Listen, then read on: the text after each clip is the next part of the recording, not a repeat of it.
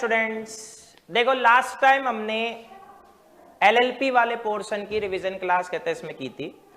आप लोग अगर first time in revision classes से जुड़ रहे हो तो इससे पहले मैं 3 रिवीजन क्लासेस और करवा चुका हूं। सबसे फर्स्ट कंपनी वाली आई है, देन पार्टनरशिप, दोनों को मिक्स करेंगे तो क्या बन जाएगा एलएलपी, क्योंकि वो इन दोनों का हाइब्रिड फॉर्म है। फिर एलएलपी करवाइए। तो एलएलपी जिसको पूरा कोर्स कवर करना है वो करो, उसे देखनी चाहिए क्लास। और जिसको लगता है कि मेरे कहते हैं इसमें इतना सारा कोर्स बस का नहीं है, वो एलएलपी वाला पोर्शन छोड़ दो। बस आपके बाकी सारे क्वेश्चन कंपलसरी होंगे, पर अटेंड आप पूरा 60 मार्क्स का ही करोगे। अब नेक्स्ट अपना जो है the sale of goods act 1930। Sale of goods act 1930 भी पार्टनरशिप की तरह 16 मार्क्स का है, 16 मार्क्स। तो ये भी अच्छी खासी वेटेज रखता है। और इसमें खासियत क्या है, ये कंपलसरी क्वेश्चन में होगा, मतलब क्वेश्चन नंबर 1 के अंदर आपको ये जरूर कहते हैं इसमें मिलेगा। ठीक है, तो अब देखो हम स्टार्टिंग कर रहे हैं formation of contract of sale. Formation of contract of sale में देखो क्या ध्यान रखना है। तो formation of contract of sale में सबसे पहला क्या ध्यान रखनी है, डेफिनेशन। डेफिनेशन देखो क्या कहती है। सबसे पहला ये डेफिनेशन आपके कॉन्ट्रैक्ट ऑफ सेल के सारे एसेंशियल एलिमेंट्स कहते हैं इसमें बना देगी, कॉन्ट्रैक्ट ऑफ सेल के। तो कॉन्ट्रैक्ट ऑफ सेल सबसे पहला किसका हो रहा है, गुड्स का। ये आपका फर्स्ट एसेंशियल एलिमेंट्स है, मतलब सेल ऑफ गुड्स एक्ट के अंदर हम क्या सेल करेंगे, गुड्स। सेकंड, जहां पर सेलर किसको, बायर को, ये क्या हो गई, टू पार्टीज, किसी भी कॉन्ट्रैक्ट के लिए चाहिए। प्राइस के बदले में ये हो गई थर्ड, क्या कर रहा है, ट्रांसफर, इस फॉर्मेट को बोलते हैं सेल, या एग्रीज टू ट्रांसफर, इस फॉर्मेट को बोलते हैं agreement to cell.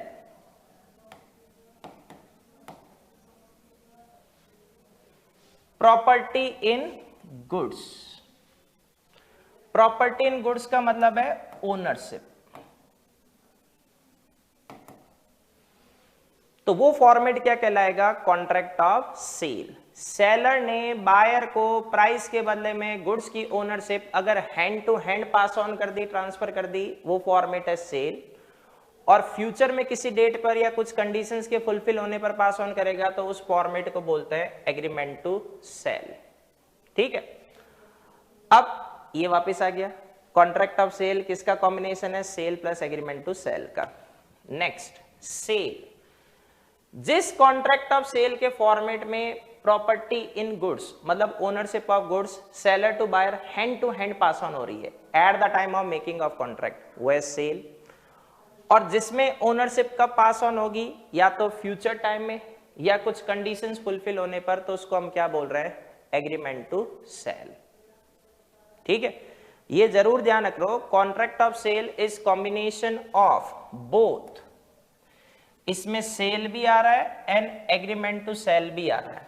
Cell immediately ownership seller से बायर को पास ऑन करता है, और एग्रीमेंट टू सेल में वो ओनरशिप फ्यूचर डेट के ऊपर क्या होती है, पास ऑन होती है। ठीक है, अब when agreement to sale become sale, agreement to sale में ओनरशिप का पास ऑन हुई या तो फ्यूचर डेट पर या कंडीशंस फुलफिल होने पर। तो जब वो फ्यूचर डेट आ जाएगी या वो कंडीशंस फुलफिल हो जाएगी तो वो किस में कन्वर्ट हो जाएगा, सेल में। एसेंशियल एलिमेंट्स कितनी parties, two, seller buyer. Subject matter always क्या होगा, गुड्स। गुड्स की हम अभी डेफिनेशन देखेंगे, मूवेबल प्रॉपर्टी होगी। फिर प्राइस, मॉनेटरी कंसिडरेशन, गुड्स के बदले में गुड्स आए, आप लोग जानते हो उसे बार्टर सिस्टम बोलते हैं। गुड्स के बदले में क्या आना चाहिए, मनी। हाँ ये ठीक है, गुड्स के बदले में थोड़ा मनी थोड़ा गुड्स आ गया, उसमें कोई दिक्कत नहीं है। जैसे अपन एक्सचेंज देखते हैं, पुराना गुड्स एक्सचेंज करवाते हैं, पुराना गुड्स देते हैं, थोड़ा नई पेमेंट करते हैं। ट्रांसफर ऑफ प्रॉपर्टी मतलब गुड्स की ओनरशिप सेलर से बायर पास ऑन होनी मैंडेटरी है। कॉन्ट्रैक्ट ऑफ सेल एब्सोल्यूट भी हो सकता है और कंडीशनल। एब्सोल्यूट है तो वो फॉर्मेट होता है सेल, और कंडीशनल होता है एग्रीमेंट टू सेल। फिर कॉन्ट्रैक्ट ऑफ सेल में देखो वर्ड क्या है, कॉन्ट्रैक्ट। तो कॉन्ट्रैक्ट के जितने भी एसेंशियल एलिमेंट्स है सबके सब किस में एग्जिस्ट करेंगे, कॉन्ट्रैक्ट ऑफ सेल। वही टू पार्टीज, उनकी फ्री कंसेंट, वो कॉम्पिटेंट होने चाहिए, lawful object and consideration, possible to perform, सब कुछ। Contract of sale how made, देखो किसी भी कॉन्ट्रैक्ट के लिए सबसे बेसिक थिंग क्या है,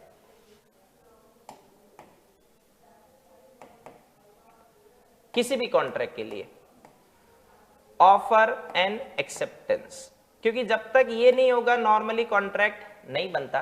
एक क्वासी कॉन्ट्रैक्ट वो अपन नेक्स्ट टाइम जब टाइप्स ऑफ कॉन्ट्रैक्ट की क्लासेस लेंगे उसमें देखेंगे, तो अभी अपन सेल कर रहे हैं।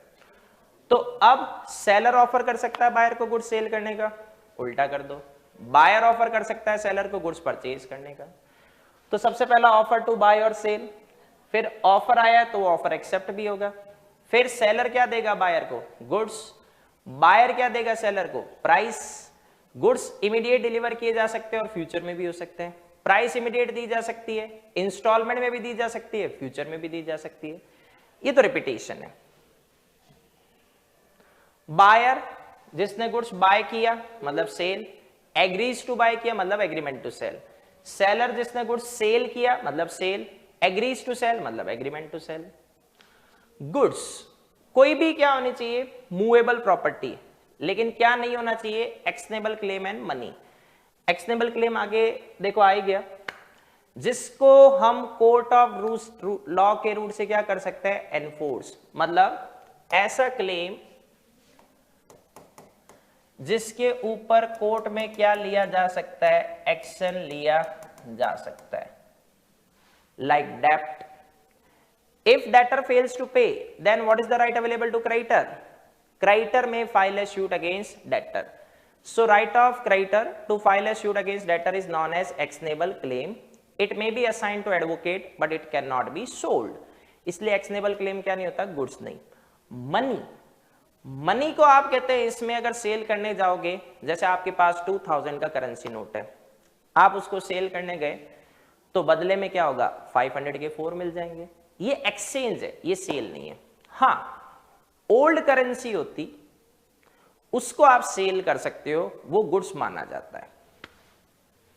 इसमें इंक्लूड किया stock, shares, growing crops, grass या कोई भी अदर थिंग जो अटैच टू लैंड है, लाइक ट्रीज, लेकिन अपन उसको सेल बनने से पहले पहले लैंड से सीवियर कर देंगे, सेपरेट कर देंगे।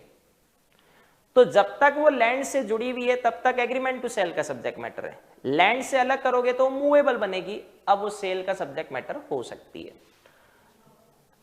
Document of title of goods, क्या हमारे goods godown, warehouse, dockyards, railway वालों के पास नहीं हो सकते? हो सकते हैं। तो वो हमारे पास अभी फिजिकली कस्टडी में नहीं है, पर हमने जिनको भी गुड्स दिया वो बदले में हमें एविडेंस के लिए कोई ना कोई डॉक्यूमेंट देगा या नहीं, वरना ऐसे कैसे साबित करोगे कि आपके गुड्स उनके पास है। तो वो डॉक्यूमेंट क्या कहलाता है, डॉक्यूमेंट ऑफ टाइटल। चाहे वो रेलवे रिसिप्ट है, आपका बिल ऑफ लेडिंग, नाम लेडिंग है उसको लोडिंग समझना चाहिए, डॉक वारंट्स है, वेयर हाउस कीपर सर्टिफिकेट है, वॉर फिंगर सर्टिफिकेट है। वॉर फिंगर नदी के साइड का जो एरिया होता है उसको वार्फ बोलते हैं, घाट, तो वहां पर जो गुड्स को चढ़ाने उतारने या उसकी केयर करने का काम करता है वो वॉर फिंगर है, ठीक है। मल्टी मॉडल ट्रांसपोर्ट डॉक्यूमेंट है, या फिर कहते हैं इसमें कोई और डॉक्यूमेंट जो उसके पजेसर को एंटाइटल करता है गुड्स लेने के लिए, या जिसके पास होगा माना जाएगा कि गुड्स का कंट्रोल उसी के पास है, और उसे मियर डिलीवरी या एंडोर्समेंट से आगे नेगोशिएट किया जा सकता है। तो डॉक्यूमेंट ऑफ टाइटल ये तो एग्जांपल, ऐसा डॉक्यूमेंट जिसको हम क्या कर सकते हैं, यूज कर सकते हैं प्रूफ ऑफ पोजीशन और कंट्रोल ओवर द गुड्स, जिसको क्या किया जा सकता है, ट्रांसफर किया जा सकता है, आइदर बाय एंडोर्समेंट और बाय डिलीवरी। वो document of title of goods है। और जिसको आप बाय एंडोर्समेंट या डिलीवरी से ट्रांसफर नहीं कर सकते, वो document showing title of goods है, जैसे शेयर सर्टिफिकेट। शेयर सर्टिफिकेट पे शेयर होल्डर का नेम लिखा हुआ है, शेयर होल्डर अगर किसी को मियर डिलीवरी से दे देगा तो इससे कहते हैं इसमें कंपनी का रिकॉर्ड थोड़ी चेंज होगा। तो शेयर सर्टिफिकेट को ट्रांसफर करने के लिए आप सीए इंटर में देखोगे पूरा प्रोसीजर लगता है इंस्ट्रूमेंट ऑफ ट्रांसफर या ट्रांसफर डीड का।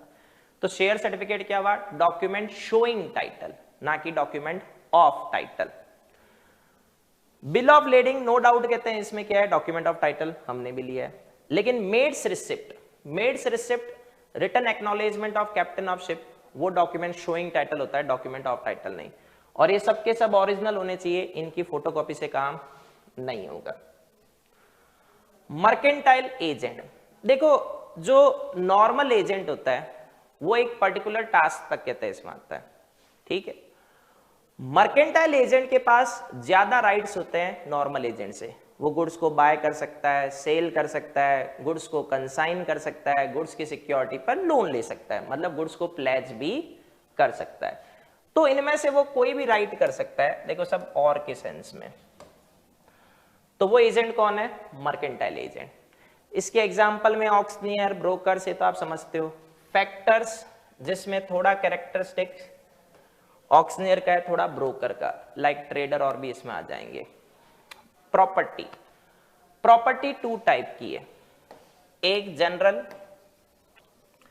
इसको बोलते हैं ओनरशिप। पूरा सेल ऑफ गुड्स कहते हैं इसमें किसके ऊपर टिका हुआ है, इसी के ऊपर, क्योंकि जब तक ओनरशिप पास ऑन नहीं होगी गुड्स की रिस्क किसके पास रहेगी, सेलर के पास। ओनरशिप पास होने पर वो रिस्क किसको पास ऑन हो जाएगी, बायर को।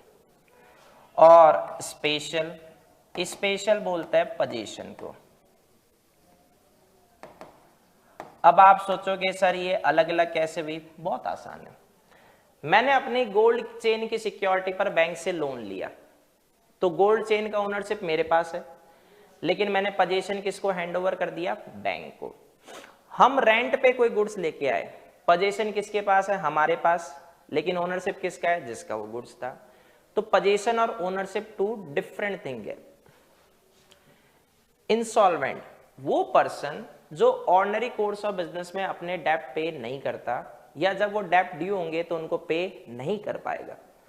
कई बार क्या होता है, अपना पैसा कहीं ब्लॉक हो जाता है, हम देना चाहते हैं पर वो पैसा नहीं है अपने पास, तो भी हम इंसॉल्वेंट हैं, जबकि हमने इंसॉल्वेंसी का कोई काम नहीं किया। फिर जिस दिन पैसा आएगा वापस पे कर दो, तो आप क्या बन जाओगे, discharged insolvent. Price monetary consideration है। गुड्स के टाइप देखो एग्जाम के लिए काम का पॉइंट है। सबसे पहला एग्जिस्टिंग गुड्स, नाम में आंसर गिवन है। जो गुड्स किस में होते हैं, एग्जिस्टेंस में, वो गुड्स क्या कहलाते हैं, एग्जिस्टिंग गुड्स, ठीक है। तो जो कॉन्ट्रैक्ट ऑफ सेल बनने के टाइम पर एग्जिस्टेंस में थे वो कौन से गुड्स हैं, एग्जिस्टिंग। वर्ल्ड वाइड अगर आप काउंट करने की कोशिश करोगे तो आप काउंटिंग नहीं कर पाओगे, इतने गुड्स एग्जिस्टेंस में। क्या सारे अपने, नहीं। तो क्या हम उन्हें सेल आउट कर सकते हैं, नहीं। तो केवल एग्जिस्टेंस में होना सफिशिएंट नहीं है, वो ओन्ड या पजेस्ड बाय सेलर। मैं वही गुड्स सेल कर सकता हूं जो मेरी ओनरशिप या पोजीशन में है, जो मेरा है ही नहीं मैं उसको कैसे सेल करूंगा। फ्यूचर गुड्स, नाम में आंसर गिवन है, जो टू बी मैन्युफैक्चर्ड, प्रोड्यूस्ड और acquired after making of agreement to sale but before sale. Future goods के लिए कभी सेल नहीं हो सकता, क्योंकि सेल में अभी आपको समझाया ओनरशिप इमीडिएटली क्या होती है, पास ऑन होती है। तो फ्यूचर गुड्स के लिए केवल और केवल क्या आएगा, agreement to sale. Contingent goods, देखो नाम में आंसर गिवन है, कंटिंजेंसी। तो जिसका पोजीशन किसी कंटिंजेंसी या अनसर्टेन इवेंट पे डिपेंड करता है वो गुड्स कहते हैं इसमें कौन से होते हैं, कंटिंजेंट गुड्स। एग्जिस्टिंग गुड्स, इसमें सबसे पहला कहते हैं इसमें आ रहा है स्पेसिफिक गुड्स। एग्जिस्टिंग गुड्स कौन सा, जो कहते हैं इसमें कॉन्ट्रैक्ट बनने के टाइम पर एग्जिस्टेंस में थे। स्पेसिफिक, असर्टेन, अनसर्टेन, 3 गुड्स हम डिस्कस कर रहे हैं, ये भी काम का पोर्शन है। स्पेसिफिक गुड्स कौन सा है, जिसे कॉन्ट्रैक्ट बनने के टाइम पर ही पार्टीज ने आइडेंटिफाइड कर लिया था, देखो बोल्ड कर रखा है, at the time of making of contract ही जो आइडेंटिफाई हो गया। असर्टेन गुड्स आइडेंटिफाइड तो हुआ है लेकिन कॉन्ट्रैक्ट बनने के बाद। और अनसर्टेन गुड्स जो अभी तक आइडेंटिफाइड ही नहीं हुआ, मतलब जिसका केवल डिस्क्रिप्शन दिया। कैसे समझो, आप एक शॉप पर गए, शॉपकीपर से कहा अंकल ये वाला गुड्स, उसने कहा ये वाला, हमने कहा हाँ, आपने पेमेंट दी, उसने गुड्स दिया। ये कौन सा गुड्स है, स्पेसिफिक गुड्स, क्योंकि कॉन्ट्रैक्ट बनने के टाइम पर ही आइडेंटिफाइड हो गया। एक सेलर ने फोन करके आपको कहा सर मेरे पास 1000 kg गुड्स का लॉट आया, जैसे गुड्स आपको चाहिए थे, आपने हो सकता है उसे कभी कह रखा हो, अब आपको लेने हैं तो बता दो, आपने कहा 100 kg गुड्स मेरे लिए रख दो, तो सेलर के पास कितने गुड्स है 1000 kg, उसमें से आपने कितना कहा 100 kg, सेलर ने गुड्स का डिस्क्रिप्शन और सब कुछ दे दिया, क्या अभी तक गुड्स 100 वाला उस 1000 में से सेपरेट हुआ है? नहीं। तो वो 1000 kg गुड्स कौन सा है? Uncertain goods. लेकिन आप कॉन्ट्रैक्ट बनने के बाद 1 दिन 2 दिन बाद कभी सेलर के पास जाओ, गोडाउन शॉप जहां पर भी है, उस 1000 kg में से आपके 100 kg गुड्स को सेलेक्ट कर लिया गया, कॉन्ट्रैक्ट बनने के बाद सेलेक्ट किया गया, ये कौन सा गुड्स है? Ascertain goods. और जब तक सेलेक्ट नहीं हुआ पूरा गुड्स कौन सा है? Uncertain goods. और कॉन्ट्रैक्ट बनने के टाइम पर यह सर्टेन हो गया तो वो कौन सा है? Specific goods. टाइमिंग का फर्क है। Delivery, voluntary transfer of possession of goods from one person to another is known as delivery. जबरदस्ती नहीं, no force, no coercion something, अपनी मर्जी से। 3 टाइप्स है। एक्चुअल डिलीवरी, ये most popular method of delivery है। सेलर बायर को goods का फिजिकल पोजीशन दे देता है, बायर को उसके एजेंट को वो एक ही बात है। आप देख लो हम रियल लाइफ में कौन से गुड्स परचेज करते हैं? एक्चुअल डिलीवरी वाले normally. Second, symbolic delivery. Seller buyer को कहते हैं इसमें कोई सिंबल या कोई थिंग देता है कि सर मेरे पास फिजिकली गुड्स नहीं है लेकिन आप भरोसा करो, जैसे डॉक्यूमेंट ऑफ टाइटल। सेलर के गुड्स कहता है वेयर हाउस में पड़े थे, बायर कहता है गुड्स का है, सेलर कहता है वेयर हाउस में, बायर कहता है कैसे भरोसा करूं, सेलर ने कहा ये ले वेयर हाउस कीपर सर्टिफिकेट।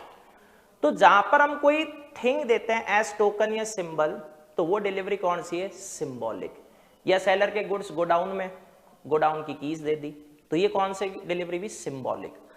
आपके लिए जो थोड़ी भारी होती है, भारी वैसे नहीं है, ये भी आसान है, बस समझ में नहीं आती उसका फर्क पड़ता है। Constructive delivery. Constructive word exam में कंस्ट्रक्टिव लिखो, इसका मतलब है इंप्लाइड या डीम्ड, मान ली जाती है, कंस्ट्रक्ट कर ली जाती है। इसमें गुड्स अपनी जगह पर ही रहते हैं, मतलब उसकी कस्टडी में कोई चेंज नहीं होता, पर फिर भी by attornment, attornment document of right of acknowledgement के सेंस में लो, गुड्स की डिलीवरी हो जाती है। ए के गुड्स बी के गोडाउन में, तो बी वो गुड्स किसके लिए होल्ड कर रहा है? ए के लिए। ए ने वो गुड्स सी को सेल आउट किए और बी से कह दिया भाई पहले गुड्स तू मेरे लिए होल्ड कर रहा था, अब किसके लिए होल्ड करना? सी के लिए। बी जिसका गोडाउन जिसमें ए के गुड्स पड़े हैं, उसने सी को फोन करके कहा सर आपके गुड्स मेरे पास पड़े हैं, ले जाना। तो गुड्स स्टिल किसके पास है? बी के पास। मतलब पहले भी कस्टडी बी के पास थी, अब भी बी के पास है। बट जैसे ही बी ने सी से इस बात की एक्नॉलेजमेंट की, वहीं गुड्स की डिलीवरी किससे किसको मान ली जाएगी? कहते हैं बायर को मान ली जाएगी। वो कंस्ट्रक्टिव डिलीवरी है। अब नेक्स्ट लेते हैं हम difference, sale versus agreement to sale. पहले माइंड में क्या क्लिक होना चाहिए? सेल वो कॉन्ट्रैक्ट ऑफ सेल है जिसमें ओनरशिप जिस समय कॉन्ट्रैक्ट बना उसी समय बायर को पास ऑन हो गई। तो जब ओनरशिप पास ऑन हो गई तो रिस्क भी गुड्स की किसकी होगी? बायर की। तो अब जो भी नुकसान होगा उसके लिए कौन लायबल है? बायर। एग्रीमेंट टू सेल में ओनरशिप अभी पास ऑन नहीं हुई है, कब पास ऑन होगी? फ्यूचर में। तो इसका मतलब अभी कहते हैं इसमें आपके पास ओनरशिप नहीं है, तो ओनरशिप किसके पास है? सेलर के पास। तो रिस्क भी किसकी है? सेलर की है, बायर की नहीं है। सेल में कंसिडरेशन सेलर बायर को गुड्स दे देता है, बायर सेलर को पेमेंट कर देता है, तो दिया जा चुका है। तो सेल देखो कौन सा कॉन्ट्रैक्ट है? एग्जीक्यूटेड। जब ओनरशिप आपके पास किसी गुड्स की है तो वो गुड्स आप पूरे वर्ल्ड के अगेंस्ट में ओन्ड कर रहे हो, तो वो कौन सा राइट दे रहा है? Jus in rem, right against the whole world. लेकिन अगर ओनरशिप नहीं होती, जैसे एग्रीमेंट टू सेल है, तो उसमें अभी कंसिडरेशन आना बाकी है। हो सकता है सेलर ने बायर को गुड्स नहीं दियो, बायर ने सेलर को पेमेंट नहीं किया, तो वो कौन सा कॉन्ट्रैक्ट है? एग्जीक्यूटरी, क्योंकि उसमें कुछ बाकी है और उसमें आपका राइट पूरे वर्ल्ड के अगेंस्ट में नहीं है। सेलर बायर को जानता है, बायर सेलर को। तो वो कौन सा कॉन्ट्रैक्ट हुआ? Just in personam, right against a particular person. तो transfer of property immediate, nature of contract executed, remedies for breach ये हम आगे पढ़ेंगे। सेलर बायर के अगेंस्ट में प्राइस का सूट फाइल कर सकता है। Liability of parties, ownership buyer के पास है तो गुड्स को सब्सिक्वेंटली कुछ भी हुआ वो रिस्क किसकी होगी, कहते हैं बायर की। Burden of risk, risk of loss किसका कहते हैं इसमें माना जाएगा, बायर का कहते हैं इसमें माना जाएगा, क्योंकि ओनरशिप उसके पास है। जिसके पास ओनरशिप रिस्क उसी के पास। नेचर ऑफ राइट, ओनरशिप आपके पास है, मान लो कोई भी गुड्स खरीद के लाया तो क्या कोई आपसे क्लेम कर सकता है, नहीं, तो आपका राइट किसके अगेंस्ट में है, jus in rem, right against whole world, पूरे वर्ल्ड के अगेंस्ट में आपका राइट कंसीडर किया जाएगा। फिर राइट ऑफ रीसेल, सेल में ओनरशिप बायर के पास है तो सेलर कैसे रीसेल कर देगा, भाई ओनरशिप ही नहीं तो कैसे बेच रहे हो गुड्स। पर एग्रीमेंट टू सेल में तो सेलर ऐसा कर सकता है। यहां पर राइट कौन सा आया, जस्ट इन पर्सोनम, अगर एग्रीमेंट टू सेल है। यहां रिस्क किसकी है, सेलर की, क्योंकि ओनरशिप अभी भी किसके पास है, सेलर के पास। ये दो पॉइंट सबसे डिफिकल्ट पॉइंट माने जाते हैं, कहते हैं इसमें सेल ऑफ गुड्स एक्ट के बिहाफ पर, और है बहुत आसान। जिसके पास ओनरशिप गुड्स उसी के पास रहेंगे। सेल की सिचुएशन में सेलर इंसॉल्वेंट हो गया तो ओनरशिप किसके पास है, सेल में बायर के पास। तो क्या सेलर के बिहाफ पे जो ऑफिशियल रिसीवर या असाइनी अपॉइंट होगा वो बायर से गुड्स क्लेम कर सकता है, नहीं, क्योंकि ओनरशिप बायर के पास है तो गुड्स उसी के पास रहेंगे। पर एग्रीमेंट टू सेल में वो ऐसा कर सकता था। फिर इंसॉल्वेंसी ऑफ बायर, सेल में बायर इंसॉल्वेंट हो गया तो ओनरशिप किसके पास है, बायर के पास। तो अब बायर का ऑफिशियल रिसीवर या असाइनी क्या कर सकता है, सेलर से गुड्स क्लेम कर सकता है, पर एग्रीमेंट टू सेल में क्लेम नहीं कर सकता। भाई जिसके पास ओनरशिप गुड्स उसी के पास रहेंगे। सेल वर्सेस बेलमेंट, देखो हम रियल लाइफ में सेकंड नंबर का जो कॉन्ट्रैक्ट करते हैं वो है बेलमेंट। फर्स्ट नंबर में तो सेल है या परचेज है, डेली कुछ ना कुछ खरीदते हैं। बेलमेंट में क्या होता है, हम स्पेसिफिक पर्पज के लिए गुड्स किसी को देते हैं, पर्पज पूरा होने पर या तो गुड्स हमें दे देता है या हमारे डायरेक्शन पर किसी और को देता है। हमने टेलर मास्टर को, ड्राई क्लीन वाले को, प्रेस वाले को गुड्स दिए, मोबाइल, वॉच, व्हीकल खराब हो गया, मैकेनिक को रिपेयर करने के लिए दिए, जितने ट्रांसपोर्टेशन है सब के सब बेलमेंट है। तो सेल में तो ओनरशिप हाथों हाथ पास ऑन हो गई बायर को, बेलमेंट में नहीं होती, केवल पोजीशन दिया जाता है। रिटर्न ऑफ गुड्स, सेल में कहते हैं इसमें बायर नहीं कर सकता, लेकिन बेलमेंट में पर्पज पूरा होने पर गुड्स को वापस दे दिया जाएगा। कंसिडरेशन, सेल में मॉनेटरी होगा, हम गुड्स देंगे वो सामने वाला मनी देगा। बेलमेंट कॉन्ट्रैक्ट में आएगा, वो ग्रेचुअस नॉन ग्रेचुअस दोनों हो सकता है, मतलब बेलमेंट में कंसिडरेशन हो भी सकता है और नहीं भी। फिर नेक्स्ट लेते हैं सेल वर्सेस हायर परचेज। पहले थोड़ा सा हायर परचेज कहते हैं इसमें ध्यान रखो होता क्या है। हायर परचेज में गुड्स आप हायर बेसिस पे लाते हो, किराए पर, रेंट पे, लेकिन आपके पास ऑप्शन टू परचेज होता है। तो जब तक लास्ट ओनर इंस्टॉलमेंट आप पे नहीं कर दोगे आपको ओनरशिप पास ऑन नहीं होगी। तो मतलब हायर परचेज में ओनरशिप का पास ऑन होगी जब आप लास्ट इंस्टॉलमेंट कहते हैं इसमें क्या कर दोगे, पे कर दोगे, वरना कहते हैं ओनरशिप आपको पास ऑन नहीं होगी। ठीक है। दूसरी बात कहते हैं इसमें क्या है, हायर परचेज में जब तक ओनरशिप पास ऑन नहीं हुई तब तक हम गुड्स कभी भी वापस कहते हैं इसमें रिटर्न भी कर सकते हैं। हमने पेमेंट में डिफॉल्ट की तो वो हमसे गुड्स वापस लेकर जा सकता है। तो सेल में ओनरशिप हाथों हाथ पास ऑन हो जाती है, हायर परचेज में लास्ट इंस्टॉलमेंट पे करने पर। पोजीशन ऑफ पार्टी, सेल में बायर ओनर है, हायर परचेज में जो हायर परचेजर या हायरर है वो बेली होता है जब तक लास्ट इंस्टॉलमेंट पे ना करे। टर्मिनेशन ऑफ कॉन्ट्रैक्ट बायर नहीं कर सकता बीच में कॉन्ट्रैक्ट टर्मिनेट, क्योंकि सेल एग्जीक्यूटेड कॉन्ट्रैक्ट है। लेकिन हायर परचेज में अभी ओनरशिप पास ऑन नहीं हुई तो हायर जो परचेजर है वो गुड्स वापस दे देगा और कॉन्ट्रैक्ट टर्मिनेट कर देगा। Burden of risk of insolvency of buyer, seller की होगी, मतलब आपने गुड्स दे दिए बायर को, बायर ने कंज्यूम कर लिया और बाद में इंसॉल्वेंट हो गया और अभी तक पेमेंट नहीं हुई, तो रिस्क किसकी है, सेलर की। हायर परचेज में नहीं है। अगर हायरर या हायर परचेजर कहते हैं इंसॉल्वेंट भी हो जाएगा तो हायर वेंडर अपने गुड्स वापस किससे ले जाएगा, उससे। ट्रांसफर ऑफ टाइटल, बायर के पास ओनरशिप है तो वो किसी और को भी गुड्स बेच सकता है, मतलब ओनरशिप दे सकता है। लेकिन हायर परचेजर जब तक लास्ट इंस्टॉलमेंट पे नहीं करता उसके पास कोई ओनरशिप नहीं है तो आगे किसी को कैसे पास ऑन करेगा। रीसेल, बायर रीसेल कर सकता है पर हायर परचेजर नहीं। पहले ओनर बनो तब रीसेल कर दो, पर ओनर कब बनोगे, जब आप क्या पे करोगे, लास्ट इंस्टॉलमेंट कहते हैं इसमें पे कर दोगे। देख लो एक बार,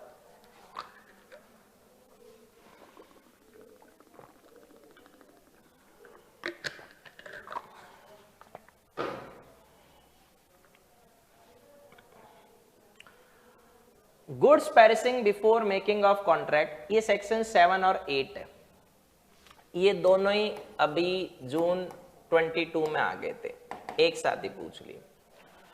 देखो सबसे पहला, गुड्स कौन से होने चाहिए दोनों केस में specific.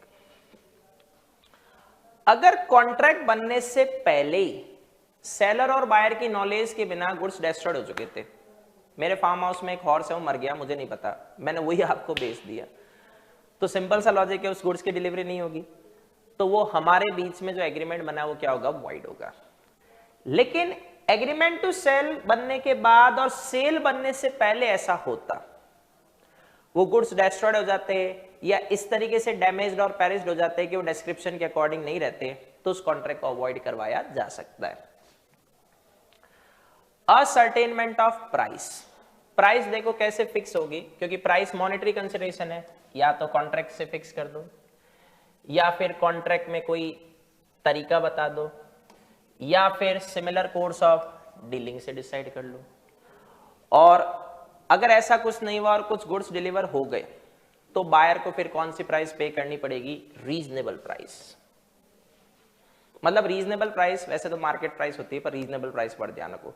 What is reasonable, this is a question of facts and circumstances of each separate case. Agreement to sale at valuation, इसको आप यूं कह सकते हो, determination of price by third party।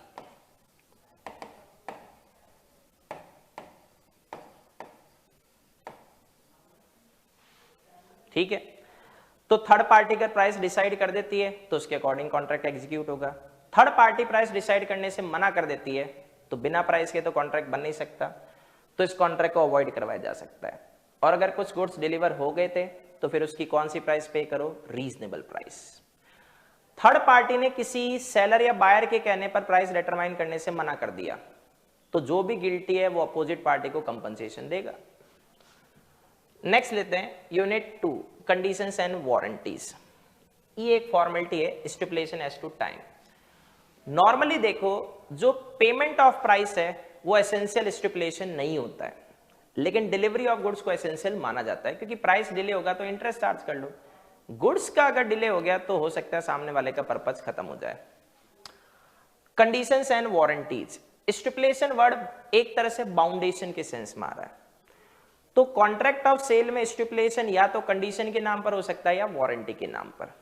इसमें आप देखो सीधा डिफरेंस पे आओ। कंडीशन कौन सा वाला स्टिपुलेशन है, एसेंशियल, मतलब इसकी वजह से ही कॉन्ट्रैक्ट बनना है। तो अगर ये ब्रीच हो गया तो बायर कॉन्ट्रैक्ट को क्या कर सकता है, रेपुडिएट कर सकता है और साथ में डैमेजेस की डिमांड कर सकता है। रेपुडिएट, रिसाइंड, कैंसिल एक ही चीज है। लेकिन वारंटी कौन सा स्टिपुलेशन है, ओनली कोलेट्रल। ये तो एक तरह से आफ्टर सेल सर्विसेज टाइप्स कहते हैं, एश्योरेंस होते हैं, इसकी वजह से कॉन्ट्रैक्ट नहीं बनता। तो अगर वारंटी कहते हैं इसमें ब्रीच हुई तो बायर कॉन्ट्रैक्ट को रेपुडिएट नहीं कर सकता, ज्यादा किसकी डिमांड कर सकता है, डैमेजेस की। बड़ा राइट कौन सा नजर आ रहा है, कंडीशन। तो कंडीशन कौन से स्टेटस पे जा सकती है, वारंटी के, अगर बायर ऐसा इलेक्ट करे। लेकिन वारंटी छोटा राइट है, वो कभी भी कंडीशन के स्टेटस पे नहीं आएगी। ये थ्योरेटिकली ध्यान रखना, इस पे कभी केस स्टडी नहीं पूछी आज तक। कब ब्रीच ऑफ कंडीशन को ब्रीच ऑफ वारंटी माना जा सकता है, कंडीशन और वारंटी दोनों किसके राइट हैं, बायर के। तो अगर बायर ब्रीच ऑफ कंडीशन को ब्रीच ऑफ वारंटी माने तो अपने को कहां दिक्कत है, जब बायर ने क्या किया है, इलेक्ट किया है breach of condition as breach of warranty. तो कंडीशन ब्रीच होती तो हम कॉन्ट्रैक्ट को रिसाइन कर सकते थे और डैमेजेस भी मांग सकते थे, पर उसने वारंटी मान लिया तो आप कॉन्ट्रैक्ट रिसाइन नहीं कर सकते, केवल डैमेजेस मांग सकते हो। बायर ने सेलर को माफ कर दिया, वेव कर दिया ब्रीच ऑफ कंडीशन को, तो अब ज्यादा डैमेजेस मांगो। ये दोनों चीजें बायर के हाथों में नहीं है, ये बायर के हाथों में थी। कॉन्ट्रैक्ट नॉन सेवरेबल है, दो पार्ट में डिवाइड नहीं किया जा सकता, और बायर ने गुड्स का कोई पार्ट एक्सेप्ट कर लिया तो अब पूरा गुड्स लेना पड़ेगा। या seller excused by law, non performance, और जैसे गुड्स डिस्ट्रॉय हो गया तो उसमें सेलर क्या करे। Express and implied conditions and warranties. Express conditions जो कॉन्ट्रैक्ट में एक्सप्रेसली बाय वर्ड्स स्टेटेड की गई है, ऐसे एक्सप्रेस वारंटीज होती है। इंप्लाइड जिसको लॉ प्रिज्यूम करती है to be existed in the contract. Clarity किसमें, एक्सप्रेस, क्योंकि बाय वर्ड्स है, इंप्लाइड तो हम प्रिजम्पशन ले रहे हैं। तो इंप्लाइड थिंग को किससे डिनाई किया जा सकता है? एक्सप्रेस से। तो अब हम कुछ एग्जांपल लेते हैं इंप्लाइड कंडीशंस। सबसे पहला implied condition as to title. ये अब जो पॉइंट कर रहे हैं ज्यादातर केस स्टडी वाले मैटर है और सेल में केस स्टडी के क्वेश्चन मिलेंगे आपको। तो एग्जाम्पल वीएसआई मॉड्यूल में तो मैंने बहुत क्वेश्चंस दे रखे हैं ऐसे कि एमटीपी आरटीपी सजेस्टेड मिला के, तो वहां से कर सकते हैं, ठीक है। तो इंप्लाइड कंडीशन में फर्स्ट लेते हैं एज टू टाइटल। अगर मैं गुड्स सेल कर रहा हूं तो नो डाउट माना क्या जाएगा, मेरे पास सेल करने का राइट है। तो सेल में सेलर के पास राइट था गुड्स को सेल करने का at the time of making of contract of sale, और एग्रीमेंट टू सेल में सेलर ये राइट सब्सिक्वेंटली क्या कर लेगा? एक्वायर कर लेगा, जिस समय ओनरशिप पास ऑन करनी है। क्योंकि जिस समय आप ओनरशिप पास ऑन कर रहे हो उस समय आपके पास राइट होना चाहिए। सेल बाय डिस्क्रिप्शन, अगर सेलर ने अपने गुड्स के बारे में कोई डिस्क्रिप्शन दिया है, उसकी कहते हैं इसमें क्वालिटी, उसकी कहते हैं इसमें मैन्युफैक्चरिंग, पैकिंग, किसी भी टाइप का डिस्क्रिप्शन, तो गुड्स फिर कहते हैं इसमें किससे कॉरेस्पॉन्ड करना चाहिए? डिस्क्रिप्शन से। अगर आपका डिस्क्रिप्शन से गुड्स कहते हैं इसमें मैच नहीं कर रहा तो बायर फिर कॉन्ट्रैक्ट को क्या कर सकता है? रेपुडिएट। जितने भी कॉन्ट्रैक्ट हैं उन सब में कहते हैं इसमें इंप्लाइड कंडीशन हो चाहे एक्सप्रेस, ब्रीच पे बायर के पास राइट है, वो कॉन्ट्रैक्ट को रेपुडिएट करके डैमेजेस की डिमांड कर सकता है। इसमें एक कोटेशन आता है, if you contract to sell peas you can not, कहते हैं इसमें compel buyer to take beans. आपने बायर को कहा सर मटर के दाने दूंगा, छिली हुई मटर के दाने, तो आप बाद में बायर को मटर की फलियां नहीं दे सकते। सेल बाय सैंपल, अगर कहते हैं सेलर ने बायर को गुड्स सैंपल बेसिस पे बेचा है तो जो रिमेनिंग बल्क है बाकी गुड्स है वो सैंपल से क्वालिटी में क्या होना चाहिए? मैच करना चाहिए। अगर मैच नहीं हुआ तो फिर कहते हैं इसमें कॉन्ट्रैक्ट को बायर रिसाइन कर सकता है। बायर के पास रीजनेबल अपॉर्चुनिटी होनी चाहिए कि वो सैंपल को किससे कंपेयर करे? रिमेनिंग कहते हैं इसमें बल्क से, ठीक है। अगर ये अपॉर्चुनिटी कहते हैं इसमें नहीं मिली है बायर को तो ये गलत है। गुड्स कहते हैं ऐसे डिफेक्ट से फ्री होना चाहिए जो दिखाई नहीं दे रहा, या गुड्स वो कहते हैं अनमर्चेंटेबल बना रहा है गुड्स, मतलब ऐसे डिफेक्ट से फ्री होना चाहिए। लेकिन अगर कहते हैं इसमें डिफेक्ट्स कौन से वाले हैं? लेटेंट, छिपे हुए, लेटेंट का मतलब हिडन, तो बायर कॉन्ट्रैक्ट को अवॉइड कर सकता है। पर अगर विजिबल पेटेंट डिफेक्ट हुए तो बायर कॉन्ट्रैक्ट को अवॉइड नहीं कर सकता। Sale by sample as well as description, अब गुड्स केवल कहते हैं इसमें सैंपल से मैच नहीं होना चाहिए बल्कि साथ में डिस्क्रिप्शन से, वाइस वर्सा कर दो। सैंपल से मैच हो रहा है डिस्क्रिप्शन से नहीं, या डिस्क्रिप्शन से मैच हो रहा है सैंपल से नहीं, तो फिर बायर कॉन्ट्रैक्ट को क्या कर सकता है? Repudiate. Condition as to quality और फिटनेस, देखो वर्ड किससे स्टार्ट हुआ है? नो। नॉर्मली कोई इंप्लाइड कंडीशन या वारंटी नहीं होती है कि गुड्स बायर के कहते हैं इसमें पर्पज को जस्टिफाई करेंगे, मतलब गुड्स बायर के पर्पज के अकॉर्डिंग होंगे क्वालिटी और फिटनेस में, जब तक कि बायर अपना पर्पज किसको नहीं बता देता? सेलर को। मतलब आपको गुड्स किस पर्पज के लिए चाहिए ये आप जानते हो, सेलर को कोई सपने थोड़े ना आएंगे। तो पहले बायर अपना पर्पज किसको बताएगा? सेलर को। फर्क नहीं पड़ता कि आप गुड्स ब्रांड नेम या पेटेंट नेम से बेच रहे हो, ब्रांडेड गुड्स उसी ब्रांड का होना चाहिए, पर वो बायर के पर्पज के अकॉर्डिंग हो। पहले बायर को अपना पर्पज सेलर को बताना चाहिए। तो मतलब ये ड्यूटी ऑफ बायर है कि गुड्स की पहले एग्जामिनेशन करे कि उसके पर्पज के अकॉर्डिंग है नहीं, मतलब let the buyer beware. Condition as to merchantability, देखो मर्चेंटेबिलिटी को वैसे तो डिफाइन नहीं किया गया, पर मर्चेंटेबल क्वालिटी का मतलब यह है कि गुड्स ऐसी क्वालिटी के होने चाहिए जिससे ordinary prudence, general common sense man मान ले कि जैसा डिस्क्रिप्शन दिया गया गुड्स वैसा ही है। अगर आप सेलर को जाके कहते हो सर मुझे एक पेन चाहिए राइटिंग के लिए, सेलर कहता है ये पेन सबसे बढ़िया राइटिंग करता है, घर पे चलाकर देखते हो तो पता चलता है पेन चल ही नहीं रहा। तो जो डिस्क्रिप्शन दिया गया है गुड्स उससे क्या नहीं कर रहा? मैच नहीं कर रहा। और जो गुड्स अगर आप पेन है तो कम से कम कहते हैं इसमें वो चलने वाला तो होना चाहिए। तो एक बॉल पेन कहते हैं इसमें राइट नहीं करता, एक रबर इरेज नहीं करता, एक एसी कूल नहीं करता, एक रेफ्रिजरेटर आइस मेक नहीं करता, ये मर्चेंटेबल क्वालिटी के नहीं है। कई बार पैकिंग वाली भी मर्चेंटेबल क्वालिटी की समस्या हो सकती है। तो merchantable quality eatables and non eatables दोनों पर है। Condition as to wholesomeness, wholesomeness का कनेक्शन केवल और केवल किससे जुड़ा हुआ है? नॉन ईटेबल्स, ईटेबल्स से। जो ईटेबल्स या प्रोविजन है वो प्योरली क्या होने चाहिए, कंज्यूमेबल होने चाहिए, ईटेबल, उसमें किसी तरह की मिलावट नहीं होनी चाहिए। तो ये खाने पीने की चीजों से जुड़ा हुआ पॉइंट है। इंप्लाइड वारंटीज, जो कॉन्ट्रैक्ट में आपने डायरेक्टली तो मेंशन नहीं की, पर लॉ इंप्लाइज करिए, प्रिज्यूम करिए कि एग्जिस्ट करेगी, ये भी थ्योरेटिकल आते हैं। Implied warranty as to undisturbed possession, आप कहते हैं इसमें मान लो गुड्स परचेज करके लाते हो, तो आप क्या सोचोगे, अब गुड्स मेरा है, कोई आपके पोजीशन को आकर क्या नहीं करेगा, डिस्टर्ब नहीं करेगा। ये एक तरह से implied condition as to title से मिलता जुलता पॉइंट है, पर implied condition as to title seller के पॉइंट ऑफ व्यू से पुटअप करता है कि सेलर के पास राइट है, और इंप्लाइड कहते हैं warranty as to undisturbed possession buyer के पॉइंट ऑफ व्यू से है कि बायर को कहते हैं इसमें क्या मिलेगा, गुड्स का अनडिस्टर्ब फेयर पोजीशन कहते हैं मिलेगा। कभी कॉन्ट्राडिक्शन होता है नहीं, क्योंकि सीधा कंबाइंड थ्योरेटिकल क्वेश्चन है। Warranty as to non existence of encumbrance, encumbrance का मतलब ड्यूज या चार्जेस, वो नहीं होने चाहिए गुड्स पे जब हम सेल कर रहे हैं। सेलर ने अगर गुड्स की सिक्योरिटी पे पहले लोन लिया और वही गुड्स किसी को सेल कर दिया, तो सीधा सा लॉजिक है, लोन देने वाला पार्टी जो है, मतलब क्रेडिटर ऑफ सेलर, वो आकर बायर से पैसा मांगेगा तो बायर का तो नुकसान हो गया, पहले तो उसकी जेब से प्राइस चली गई, ऊपर से कहते हैं सेलर का लोन किसने चुकाया, बायर ने, तो बायर उसकी रिकवरी किससे कर लेगा, सेलर से।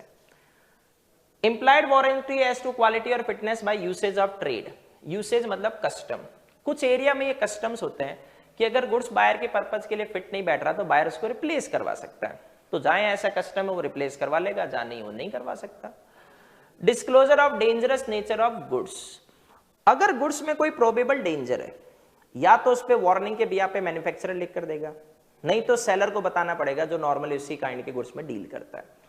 नहीं बताया और बायर को कोई हार्म हो गया तो इसके लिए रेस्पॉन्सिबल कौन होगा, सेलर। फिर इस यूनिट का लास्ट टॉपिक आ गया caveat emptor, let the buyer beware, क्रेता सावधान रहो। जब आप गुड्स परचेज करने जाते हो तो ये आपकी रेस्पॉन्सिबिलिटी है, अच्छी तरीके से ठोक बजाकर चेक करो गुड्स आपके पर्पज के अकॉर्डिंग है या नहीं। अगर आप गुड्स का बैड सिलेक्शन करते हो तो इसमें सेलर की क्या गलती है, तो seller is no way responsible for bad selection of goods by buyer.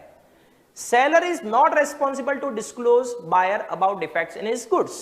Seller क्यों बताएगा अपने गुड्स के डिफेक्ट्स बायर को, जब तक कि बायर उसके बारे में सेलर से आस्क ना कर ले।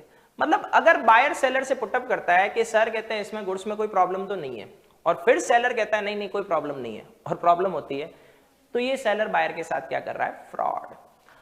अब जो एक्सेप्शंस ऑफ केवियर टेम्पटर है, एक आधे पॉइंट को छोड़ दो, सब के सब जितने कंडीशंस वारंटीज हैं वो सब किसके फायदे के लिए बने हैं, बायर के फायदे के लिए बने हैं। तो इसका मतलब वहां बायर को बिवेयर थोड़े रहना है, किसको बिवेयर रहना है, सेलर को। तो all implied conditions and warranties किसके एक्सेप्शंस है, केवियर टेम्पटर, उन्होंने उसमें से कुछ लिए। फिटनेस एज टू क्वालिटी और यूज, तो गुड्स बायर के पर्पज के अकॉर्डिंग कहते हैं इसमें होना चाहिए, ये कब, जब बायर ने अपना पर्पज सेलर को बता दिया, तो अब सेलर की ड्यूटी बनेगी गुड्स बायर के पर्पज के अकॉर्डिंग हो, क्योंकि अब केवियर टेम्पटर की जगह वेंडिटर एम्पटर हो जाएगा, मतलब लेट द सेलर बिवेयर। ये थोड़ा सा डिफरेंट पॉइंट है, ये सेंस ये देगा सर अभी भी बायर कहते हैं बिवेयर रहेगा, क्योंकि आईसीए ने इनकम्प्लीट दिया है। यहां पर देखो क्या कह रहा है, जब गुड्स कहते हैं इसमें पेटेंट नेम या ब्रांड नेम से बेचे जा रहे हैं तो नो इंप्लाइड कंडीशन के गुड्स बायर के पर्पज के अकॉर्डिंग है तो ये तो केवियर टेम्पटर हो गया, वेंडिटर एम्पटर का है, पर ये थ्योरेटिकली ऐसे ही रहने देना। इन्होंने आगे पूरा एक्सप्लेन नहीं किया, जब बायर अपना पर्पज बता देगा तो फिर वो ब्रांडेड गुड्स बायर के पर्पज के अकॉर्डिंग होना चाहिए। Description, merchantable quality, sample as well as description, trade usage, ये सब बता चुका हूं अभी। Seller actively conceals a defect और इज गिल्टी ऑफ फ्रॉड, अगर सेलर बायर को फ्रॉड के भी आप पे गुड्स सेल कर रहा है या गुड्स के कहते हैं इसमें डिफेक्ट्स को कंसील कर रहा है, जैसे मान लो आपके पास एक फर्नीचर है उसमें दीमक लगा हुआ है, आपने क्या किया, उस दीमक वाले फैक्ट को कहते हैं हाइड करने के लिए उसके ऊपर बढ़िया वार्निश या पेंट करवा दिया, तो इसका मतलब कहते हैं इसमें आपने उस डिफेक्ट को हाइड किया। कुछ भी मत करते तो लेट द बायर बिवेयर है, हाइड किया तो let the seller beware applicable हो जाएगा। तो ये आपकी कहते हैं इसमें सेकंड यूनिट खत्म हो गई।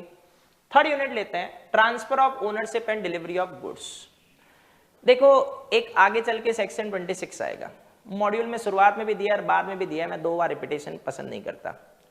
रिस्क पासेस विद प्रॉपर्टी, जिसके पास गुड्स की ओनरशिप होगी, गुड्स की रिस्क किसकी काउंट की जाएगी, उसी की काउंट की जाएगी। तो आपको याद हो तो मैं बता चुका हूं, सेल में ओनरशिप किसके पास है, बायर के पास, तो सेल में गुड्स की रिस्क किसकी होगी, बायर की। एग्रीमेंट टू सेल में ओनरशिप किसके पास है, सेलर के पास, तो रिस्क किसकी होगी, सेलर की। अब property passes when intend to be pass, कौन इंटेंड कर रहे हैं, पार्टीज। देखो ये वैसे तो फॉर्मेलिटी की लाइन है, मेन कनेक्शन यहां से स्टार्ट होगा। गुड्स की कहते हैं ओनरशिप सेलर से बायर को कब पास ऑन होगी, जब पार्टीज का मूड होगा उसे पास करने का। पार्टीज डेट डिसाइड कर सकती है कि सर इस दिन ओनरशिप पास ऑन होगी, उनकी मर्जी। अब पार्टीज की इंटेंशन हम कैसे पता कर सकते हैं, सिंपल सा लॉजिक है, कॉन्ट्रैक्ट बनाया तो उसकी टर्म्स से, नहीं तो पार्टीज के कंडक्ट से। बायर सेलर को पेमेंट नहीं करा, सेलर बायर को गुड्स नहीं दे रहा, तो सेलर का कंडक्ट क्या शो कर रहा है, पहले रोकड़ा दो फिर गुड्स लो, यह सर्कमस्टांसेस ऑफ केस से। अब फर्स्ट लेते हैं specific goods in A deliverable state. देखो deliverable state of goods,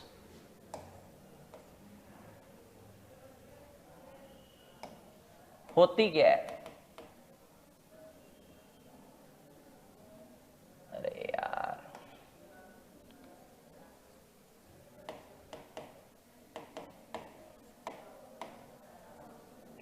when buyer is bound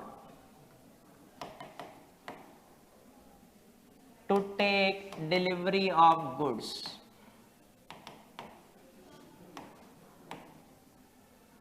as per contract of sale, तो वो गुड्स कौन से स्टेट में माना जाएगा, डिलीवरेबल स्टेट। ऐसा गुड्स जो डिलीवर करने की एबल स्टेट में, डिलीवरेबल स्टेट ऑफ गुड्स। तो देखो स्पेसिफिक गुड्स अगर डिलीवरेबल स्टेट में, स्पेसिफिक गुड्स कौन से, जो कॉन्ट्रैक्ट बनने के टाइम पर ही आइडेंटिफाइड हो गए थे, तो गुड्स स्पेसिफिक है, डिलीवरेबल स्टेट में, सेलर को अपने साइड से कुछ नहीं करना, उसने सब कुछ पहले वेट पैकिंग और कर रखा है। और कॉन्ट्रैक्ट कौन सा है, अनकंडीशनल, तो इमीडिएट ओनरशिप सेलर से बायर को क्या हो जाएगी, पास ऑन। ये सब बेसिक है जो बोल्ड कर रखे हैं। समस्या किस में है, अगर इस गुड्स तो स्पेसिफिक है लेकिन अभी वो डिलीवरेबल स्टेट में नहीं है, उसको डिलीवरेबल स्टेट में लाना है, तो सिंपल सा लॉजिक है, एक एलिमेंट मिसिंग हो गया, तो सेलर को गुड्स पहले क्या करना होगा, डिलीवर करने की स्टेट में लाना पड़ेगा। जब तक वो नहीं लाएगा, मतलब आपने एक लैपटॉप खरीदा, सेलर कहता है कि सर इसमें विंडो 10 कल तक डलवा दूंगा, तो अब वो गुड्स डिलीवरेबल स्टेट में नहीं है, तो पहले विंडो 10 ऐड होगी, फिर सेलर आपको कहता है इसमें फोन लगाएगा, तब जाकर ओनर से बायर को पास ऑन होगी। स्पेसिफिक गुड्स डिलीवरेबल स्टेट में, but seller has to do something more to ascertain the price, weight, measurement, packing. एक मॉड्यूल में एग्जांपल, उसमें तो कारपेट को लेट डाउन या बिछाना भी दे रखा है। तो जब तक वो समथिंग मोर सेलर करके बायर को इंटीमेट नहीं करेगा, तब तक ओनरशिप किसको पास ऑन नहीं होगी, बायर को पास ऑन नहीं होगी। Sale of unascertained goods and appropriation ये टॉपिक भी बहुत कम बच्चों को समझ में आता है, जबकि ये टॉपिक बहुत आसान है। सबसे पहला देखो अनअसर्टेन गुड्स आज हमने क्या डिस्कस किया, जिसका अभी तक कोई आइडेंटिफिकेशन नहीं हुआ है, सेलर ने बस बायर को डिस्क्रिप्शन देकर गुड्स सेल किया। एप्रोप्रिएशन ऑफ गुड्स क्या है, selection of goods by mutual consent of seller and buyer is known as appropriation. मतलब गुड्स के लिए दोनों पार्टी एग्री है, तो गुड्स क्या हो चुका है, एप्रोप्रिएट हो चुका है। ठीक है, अब एसेंशियल्स क्या है, अगर अनअसर्टेन के गुड्स के केस में ओनर से पास ऑन करनी है तो आपको कुछ चीजें फुलफिल करनी होगी। तो सबसे पहला गुड्स कौन सा होना चाहिए, अनअसर्टेन या फ्यूचर, अगर वो स्पेसिफिक होता तो ऊपर चला जाता। सेकेंड थिंग, गुड्स किसको कंफर्म करेगा, सेलर को, जो उसने क्वालिटी और कहते हैं इसमें बताइए उस डिस्क्रिप्शन को कंफर्म करेगा। फिर गुड्स कौन से स्टेट में होना चाहिए, डिलीवरेबल, वरना बायर लेकर कैसे जाएगा। फिर गुड्स को कैसे अप्रोप्रिएट करना है, अनकंडीशनली, क्योंकि ओनरशिप किस में पास होती है, सेल में, और सेल कौन सा कॉन्ट्रैक्ट है, अनकंडीशनल। फिर ये एप्रोप्रिएशन कहते हैं, इसमें सेलर बायर के एसेंट से, बायर सेलर के एसेंट से, ये assent express implied before appropriation after appropriation हो सकती है। कैसे, आपके घर में कोई फंक्शन है, केटरिंग वाले ने आपके फादर को एक लिस्ट दे दी, फादर ने आपको फॉरवर्ड कर दी, पैसे फादर ने दिए, अब आपको गुड्स लेके आना है। आप गुड्स लेने किसी न किसी जनरल स्टोर पे जाओगे, आपने जनरल स्टोर वाले को लिस्ट दे दी, उसने कहा सर ये गुड्स है पर इसको सेलेक्ट और करने में टाइम लगेगा, तो वो गुड्स जनरल स्टोर में ही है पर अभी तक सेलेक्ट नहीं हुआ, तो कौन सा गुड्स है, अनअसर्टेन। अब उसने गुड्स को अपना बंदा बेच के सेलेक्ट करवाया, आपने क्रॉस मैच किया, आपने यस बोल दिया। तो पहले सेलर ने सेलेक्ट किया, फिर बायर ने ओके बोल दिया, मतलब दोनों की म्यूचुअल कंसेंट आ गई। ठीक है। कई बार जो सेलर होता है वो अपना जान पहचान का होता है, हम उसे लिस्ट देते हैं, पेमेंट करते हैं और वो गुड्स अपने आप बेच देता है। तो अप्रोप्रिएशन किसने किया? सेलर ने। किसके एसेंट से? बायर ने। Buyer with assent of seller हो सकता है, खुद जाओ नीचे गोडाउन में जाकर गुड सेलेक्ट कर लो और सेलर ओके बोल दे, पर इसके कम चांसेस होते हैं। गुड सेंट ऑन अप्रूवल और सेल और रिटर्न बेसिस। सेलर अलग अलग ट्रिक अपनाता है गुड्स सेल करने की। सेलर ने बायर को गुड्स भेज दिए और कह दिया सर पसंद आए तो रख लो वरना वापस भेज दो। बायर ने कहती है सर अप्रूवल, खरीद रहा हूं, ओनर से बायर को पास ऑन। बायर ने गुड्स को अपने पास रोक कर रखा, ठीक है, over a period of time, और सेलर को बताया नहीं कि सर मैं तो गुड्स रिजेक्ट कर रहा हूं। तो अगर आप रिजेक्ट करें तो सेलर को कम से कम इंटीमेट तो कर दो, सेलर अपने आप गुड्स लेके चला जाएगा। आपने इंटीमेट नहीं किया और फिक्स टाइम था, उसके बाद रिटर्न नहीं कर रहे। फिक्स टाइम नहीं है तो रीजनेबल टाइम में रिटर्न नहीं कर रहे, तो आपका कंडक्ट क्या शो कर रहा है कि आपको गुड्स चाहिए, तो ओनरशिप आपको पास ऑन। फिर बायर, ये सब ही बायर से चल रहा है, बायर ने सेलर के टाइटल के अगेंस्ट में कुछ किया, मतलब उसने गुड्स को आगे किसी को रीसेल कर दिया, प्लेज कर दिया, तो ये सब क्या शो कर रहा है? पहले बायर ने गुड्स को एक्सेप्ट किया, देन प्लेज किया, रीसेल किया है, तो फिर ओनरशिप किसको पास ऑन हो जाएगी? बायर को। सेल फॉर कैश ओनली और रिटर्न, देखो ध्यान रखना, एग्जाम्पल में यहां कंफ्यूज हो सकते हो। Goods sent on approval basis और रिटर्न में क्या है? जैसे बायर गुड्स को रीसेल प्लेज करेगा वहां ओनरशिप बायर को पास ऑन हो रही है, देखो ये। लेकिन सेल फॉर कैश ओनली के केस में जब तक रोकड़ा बायर नहीं देगा तब तक ओनरशिप बायर को पास ऑन नहीं होगी, भले ही वो किसी को आगे प्लेज कर दे, तो भी ओनरशिप आज भी किसकी मानी जाएगी? सेलर की। ये दोनों में फर्क होता है। Reservation of right of disposal of goods, ये भी कम बच्चे समझते हैं टॉपिक। गुड्स को डिस्पोज ऑफ करने का मतलब क्या है? गुड्स से रिलेटेड जो राइट है उसका यूज या कंजम्पशन कह दो, रीसेल, प्लेज, ये सब सेलर ने अपने पास रोक लिए। जब तक बायर सेलर की वो कंडीशंस पूरी नहीं करेगा, मतलब सेलर ने कुछ कंडीशंस की भी यहाँ पे रोका है, तब तक माना क्या जाएगा? बायर के पास कोई राइट नहीं आया गुड्स पर, क्योंकि गुड्स को डिस्पोज ऑफ करने का राइट किसके पास चल रहा है? सेलर के पास। चाहे ये गुड्स किसी कैरियर या बेली को दे दिए जाए, चाहे इवन बायर को दे दिए जाए, तब भी गुड्स की ओनरशिप किसके पास रहेगी? सेलर के पास। तो पहले सेलर की कंडीशंस पूरी होनी जरूरी है। ये 2 पॉइंट जो है ये थोड़े भारी वर्जन होते हैं। डीम्ड रिजर्वेशन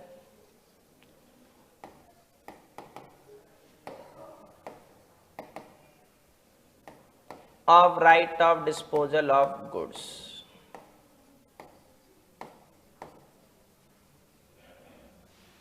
समझो पॉइंट क्या है।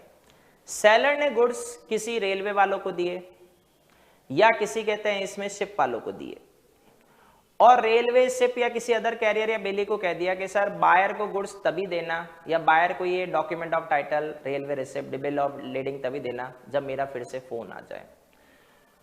तो जब तक कहते हैं इसमें सेलर का फोन उस कैरियर या बेली को नहीं जाएगा तब तक वो गुड्स या उसके डॉक्यूमेंट किसको नहीं देगा? बायर को नहीं देगा। तो सेलर का कंडक्ट क्या शो कर रहा है? उसने गुड्स को डिस्पोज ऑफ करने के राइट को रिजर्व कर लिया। भाई सेलर चाहता है पहले पेमेंट आ जाए और फिर गुड्स किसको जाए? बायर को। सेलर ने देखने के बिया पर document of title of goods किसको भेजा? बायर को। Railway receipt, bill of leading जो भी है, लेकिन साथ में क्या भेज दिया? बिल्स ऑफ एक्सचेंज, जिससे पहले बायर बिल को एक्सेप्ट करे या पे करे, देन गुड्स अपने पास रखेगा, मतलब डॉक्यूमेंट ऑफ टाइटल। तो जब तक बायर कहते हैं इसमें बिल्स ऑफ एक्सचेंज को एक्सेप्ट नहीं करेगा तब तक वो डॉक्यूमेंट ऑफ टाइटल को रिटेन नहीं कर सकता। तो सेलर ने डॉक्यूमेंट ऑफ टाइटल भेजकर बताया मैं गुड्स देना चाहता हूं, पर साथ में बिल्स ऑफ एक्सचेंज भेज के बता दिया नहीं सर, गुड्स को डिस्पोज ऑफ करने का राइट मैंने रोक लिया, पहले बिल एक्सेप्ट करो या पे करो। ये वे है। Risk prima facie passes with property, आधा तो मैं बता चुका हूं। जिसके पास प्रॉपर्टी या ओनरशिप ऑफ गुड्स होगी, रिस्क किसकी मानी जाएगी? उसी की। सेल में ओनरशिप किसके पास है? सेलर के पास, तो रिस्क किसकी है? सेलर की। एग्रीमेंट टू सेल में कहते हैं इसमें ओनरशिप किसके पास है? सॉरी, सेल में ओनरशिप बायर के पास है तो रिस्क बायर की, और एग्रीमेंट टू सेल में ओनरशिप किसके पास है? सेलर की, तो रिस्क किसकी मानी जाएगी? सेलर की। बस इसमें एक ट्विस्ट क्या है, अगर गुड्स की डिलीवरी में डिले चाहे सेलर की वजह से हुआ हो चाहे बायर की, तो जो पार्टी है डिफॉल्ट है, चाहे वो सेलर है बायर है, गुड्स उसकी रिस्क पे आ जाएंगे। चलो मान लो बायर ने सेलर से कहा कि सर मैंने गुड्स तो परचेज कर लिया पर डिलीवरी 2 दिन बाद उठाऊंगा, तो क्या सेलर सड़क पे रख देगा गुड्स? नहीं, सेलर की duty as a bailee goods की केयर करने की, अगर उसमें फेल रहता है तो सेलर बायर के लिए रेस्पॉन्सिबल हो जाएगा। एक इसमें एग्जाम्पल देखो, नॉर्मली मैं एग्जाम्पल नहीं लेता रिवीजन क्लास में, पर ये अच्छा एग्जाम्पल है। A bids for an antique painting at a sale by auction. Auction sale में ओनरशिप कब पास होना जाती है? जब हैमर प्रॉपर्ली फॉल हो टेबल पर।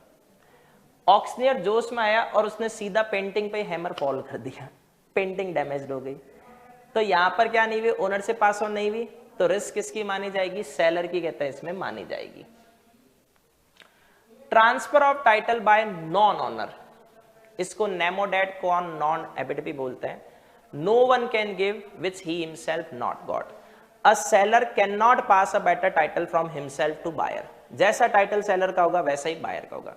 भाई सीधा सा लॉजिक है, गुड्स को सेल कौन करेगा? उसका ओनर। और अगर कोई दूसरा पर्सन है तो पहले उसके पास किसकी कंसेंट होनी चाहिए? ओनर की। अगर विदाउट कहते हैं इसमें ओनरशिप या विदाउट अथॉरिटी आपने गुड्स को सेल किया तो आपके पास ही कोई राइट नहीं है, तो बायर को कोई राइट कहां से पास होना जाएगा? ठीक है।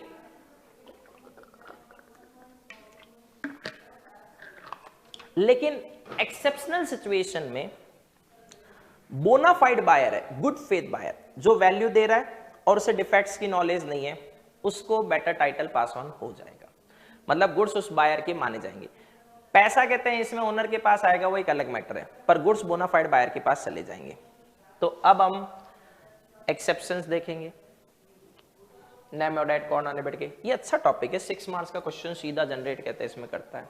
ठीक है, अब पॉइंट क्या है उसको समझना।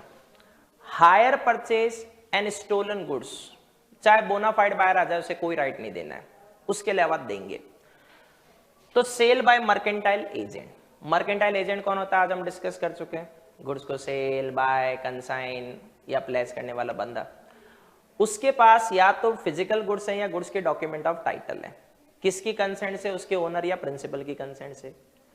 लेकिन उसने उसको जो सेल किया है वो विदाउट अथॉरिटी कर दिया, मतलब ओनर ने उसको रोक रखा था बेचना नहीं है फिर भी बेच दिया। ओनर ने जितनी प्राइस में बेचने को कहा उसने कम पर बेच दिया। ये बात किसको नहीं पता? बायर को नहीं पता। तो बायर इनोसेंट है, उसको क्या मिलेगा? बेटर राइट कहते हैं इसमें मिल जाएगा। Sale by one of the joint owner, 2 persons ने जॉइंटली 1 गुड्स परचेज किया तो पोजीशन किसके पास होगा? दोनों में से किसी एक के पास। अब जिसके पास पोजीशन है उसने दूसरे से पूछे बिना गुड्स किसी को बेच दिया, तो देखा जाए थोड़ी लैक ऑफ अथॉरिटी है, पर बायर को इस बारे में पता नहीं, बायर ने पैसा देके खरीद लिया, तो बायर का राइट बेटर है। Sale by person in possession under voidable contract, मैं कॉन्ट्रैक्ट एक्ट में करवाऊंगा। Until voidable contract is rescinded it amounts to a valid contract. जब तक आप वॉइडेबल कॉन्ट्रैक्ट को कैंसिल नहीं कराओगे वो एक तरह से वैलिड कॉन्ट्रैक्ट है। कोई पर्सन आपके साथ फ्रॉड करके गुड्स ले गया, आप चुपचाप बैठे रहे, आपने कॉन्ट्रैक्ट को रिसाइन नहीं किया। आप रिसाइन करते उससे पहले उस नालायक ने गुड्स किसी और को बेच दिया। जिसने खरीदा क्या उसको सपने आएंगे कि यहां फ्रॉड हुआ है? नहीं, तो वो बोनाफाइड बायर है, उसका टाइटल बेटर माना जाएगा।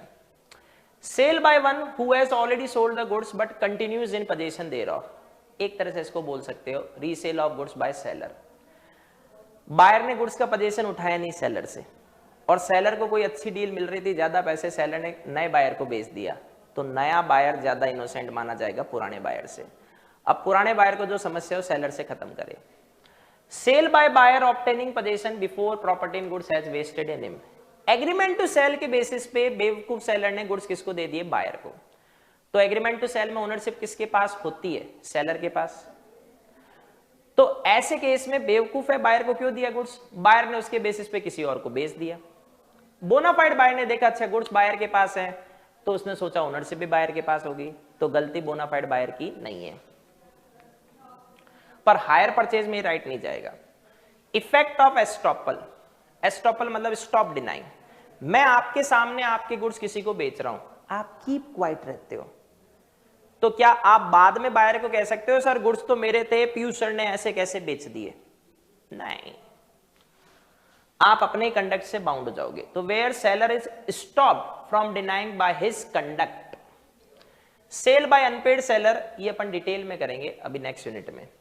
Cell under the provisions of other act, एक कंपनी का वाइंडिंग अप चालू हो गया तो उसके गुड्स कौन बेचेगा? लिक्विडेटर। क्या लिक्विडेटर ओनर है? नहीं। एक पर्सन इंसॉल्वेंट हो गया, उसके लिए कौन अपॉइंट हुआ? ऑफिशियल रिसीवर या असाइनी। तो ओनर तो इंसॉल्वेंट था पर बेच कौन रहा है? ऑफिशियल रिसीवर असाइनी, वो भी नॉन ओनर है, वैलिड।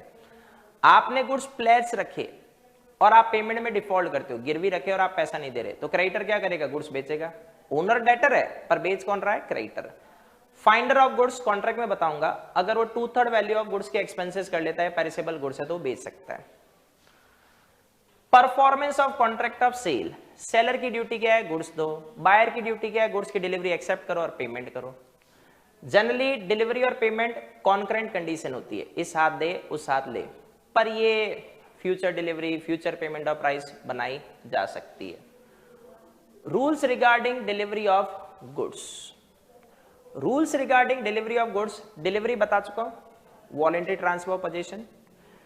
सेलर कुछ भी ऐसा करे जो कंडक्ट ये शो करा है, उसे गुड्स किसको देने हैं? बायर को। चाहे फिजिकली दे, चाहे वो डॉक्यूमेंट ऑफ टाइटल मतलब सिंबॉलिक डिलीवरी के रूट से दे, चाहे वो किसी से एक्नॉलेजमेंट करवा दे, गुड्स की डिलीवरी मान ली जाएगी। Effect of part delivery of goods, अगर पार्ट डिलीवरी पूरा गुड्स देने के लिए दी गई है तो माना क्या जाएगा? Delivery of part amounts to delivery of whole.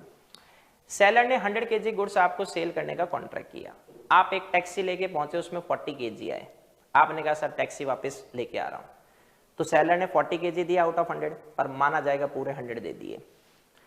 Buyer to apply for delivery, goods किसको चाहिए? बायर को, तो बायर सेलर से कहेगा सर गुड्स तो दे दो। प्लेस फॉर डिलीवरी, देखो प्लेस फॉर डिलीवरी नॉर्मली जो कॉन्ट्रैक्ट में डिसाइड होता है वो माना जाएगा, लेकिन अगर कॉन्ट्रैक्ट में कुछ डिसाइड नहीं हुआ और गुड्स कौन से हैं? एग्जिस्टिंग, तो डिलीवरी कहां से होगी? जहां पर गुड्स थे at the time of sale और एग्रीमेंट टू सेल, मतलब सेलर की शॉप से डिलीवरी हो जाएगी। और अगर गुड्स एग्जिस्टिंग नहीं है, फ्यूचर गुड्स है, तो डिलीवरी कहां से होगी? जहां पर गुड्स प्रोड्यूस या मैन्युफैक्चर किए जाएंगे, मतलब सेलर की फैक्ट्री से। ये थोड़ा कम इंपॉर्टेंट टॉपिक है, ये performance of contract of sale. Time of delivery, जो कॉन्ट्रैक्ट में फिक्स है, सेलर को गुड्स बायर को भेज देने चाहिए, और अगर टाइम फिक्स नहीं है तो रीजनेबल टाइम में डिलीवरी दे देनी चाहिए। गुड्स थर्ड पार्टी के पोजीशन में, ये same as to constructive delivery है। तो जैसे ही थर्ड पार्टी किससे एक्नॉलेजमेंट करेगी,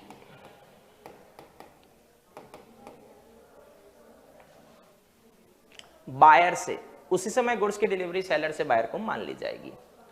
time for tender delivery, contract में गिवन है तो उसके अकॉर्डिंग, फिर डिलीवरी रीजनेबल आवर्स में होनी चाहिए, आधी रात को थोड़ी नहीं करोगे। एक्सपेंसेस फॉर डिलीवरी, गुड्स को डिलीवरेबल स्टेट में लाना, मतलब पैकिंग और सब कुछ करना, ये सेलर का खर्चा है। उसके बाद जो खर्चे हैं ट्रांजिट एक्सपेंसेस और नॉर्मली बायर के होते हैं। Delivery of wrong quantity, seller ने बायर को contract for delivery of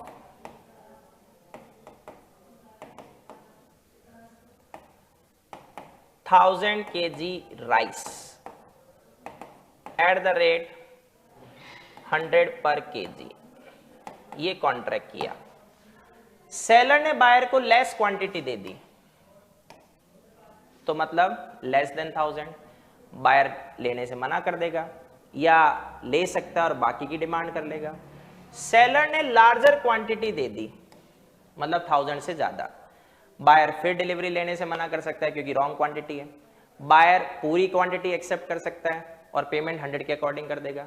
buyer 1000 रख लेगा और बाकी सेलर को कहेगा ले जा भाई। सेलर ने मिक्स क्वांटिटी दे दी, तो इसने डिलीवर्स गुड्स कर दिया मिक्स वाले, ठीक है। तो अगर मिक्सिंग अलग हो सकती है तो बायर जो कॉन्ट्रैक्टेड था वो रख लेगा और बाकी रिटर्न कर देगा। बायर का मूड हुआ तो पूरा एक्सेप्ट कर लेगा, बायर का मूड हुआ तो पूरा रिटर्न कर देगा। Instalment delivery, normally buyer goods की इंस्टॉलमेंट में डिलीवरी लेने के लिए बाउंड नहीं होता, पर ये डिपेंड करेगा दोनों पार्टीज के ऊपर।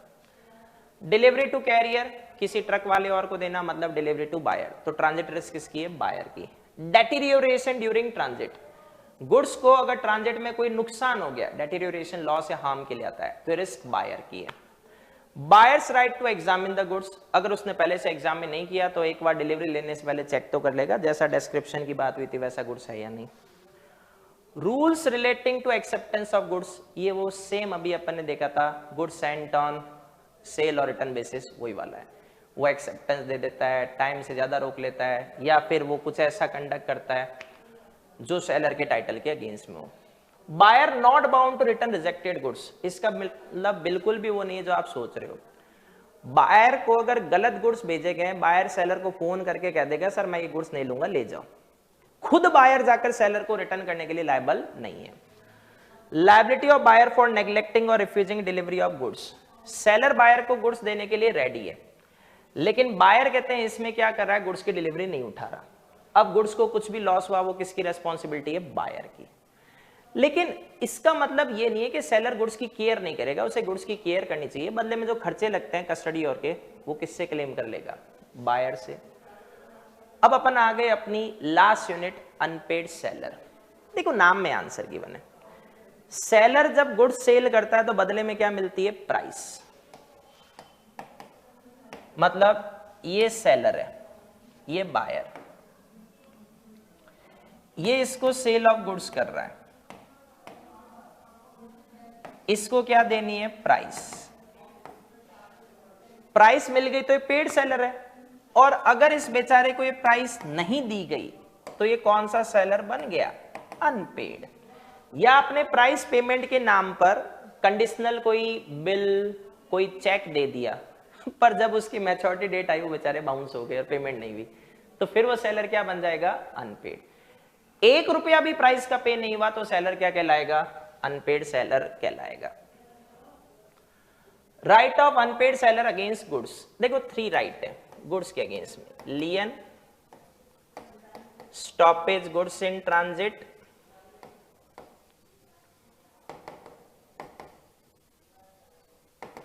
And resale.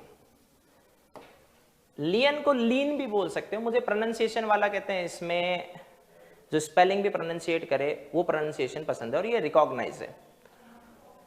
लायन मत करना, वो भी मिलेगा, फिर LION क्या करेगा। तो लियन का मतलब है रिटेन गुड्स। आप सेलर हो, मैं बायर हूं, आपने मुझे गुड्स सेल किया, मैंने पेमेंट नहीं की, जो भी ड्यू डेट थी, क्या मुझे गुड्स दोगे, नहीं।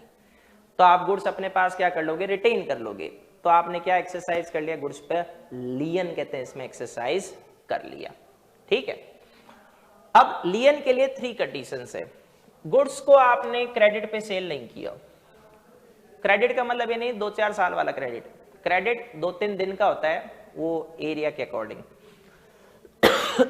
और अगर क्रेडिट पे सेल किया तो क्रेडिट का टाइम एक्सपायर हो गया, या फिर बायर क्या बन गया, इंसॉल्वेंट। इन तीनों में से कोई भी एक कंडीशन पूरी होगी तो सेलर लियन एक्सरसाइज कर सकता है, पर कौन सा सेलर, अनपेड। अगर मान लो कहते हैं इसमें गुड्स किसके पास है, एजेंट या बेली के कहते हैं इसमें, फॉर बायर के पास, मतलब बायर के पास नहीं है, हमने गुड्स किसी ट्रक और वाले को कहते हैं इस पे दे रखे और बायर तक कभी नहीं पहुंचे, तो सेलर उनको फिर बीच में रुकवा लेगा अगर बायर इंस्टॉलमेंट होगा, वो अपन आगे देखेंगे। पार्ट डिलीवरी, अगर थोड़ा गुड्स दे दिया गया और बाकी नहीं, तो लियन रिमाइंडर गुड्स पर एक्सरसाइज किया जा सकता है। मतलब 1000 kg गुड्स था, 100 kg बायर ले गया, पेमेंट नहीं आई, 900 kg के ऊपर आप लियन एक्सरसाइज कर लो। टर्मिनेशन ऑफ लियन, ये काम का पोर्शन होता है एग्जाम में। सेलर जैसे गुड्स कैरियर या बेली को देता है तो delivery to carrier amounts to delivery to buyer. बस एक एक्सेप्शन होता है, अगर सेलर गुड्स को डिस्पोज ऑफ करने के राइट को अपने पास रोक ले तो फिर चाहे कैरियर को दे, बायर को दे, कोई दिक्कत नहीं, लियन एक्सरसाइज हो सकता है, पर उसने ऐसा नहीं किया। लियन कब तक है, जब तक गुड्स सेलर के पास है। जैसे गुड्स सेलर से अलग हुआ लियन खत्म, चाहे वो कैरियर या बेली को दे, चाहे बायर खुद लेके आ जाए, या सेलर साधु माता बनकर लियन को वेव कर देता है। बाय एस्टॉपल, सेलर ने गुड्स के डॉक्यूमेंट ऑफ टाइटल बायर को दे दिए तो सेलर का कंडक्ट क्या शो कर रहा है, लियन खत्म, वरना नहीं देना चाहिए था।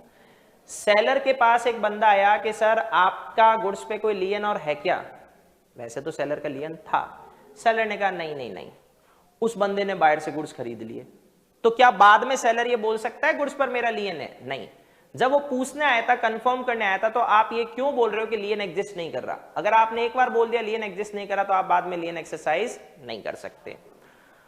अगर मान लो कहते हैं इसमें सेलर ने बायर के अगेंस्ट में केस फाइल किया और केस जीत गया और डिक्री फॉर प्राइस सेलर के फेवर में, डिक्री का मतलब डिसीजन ऑफ कोर्ट, अभी केवल डिक्री फॉर प्राइस आई है, पेमेंट थोड़ी ना आई है, तो आज भी लियन कंटिन्यू माना जाएगा। ये लियन।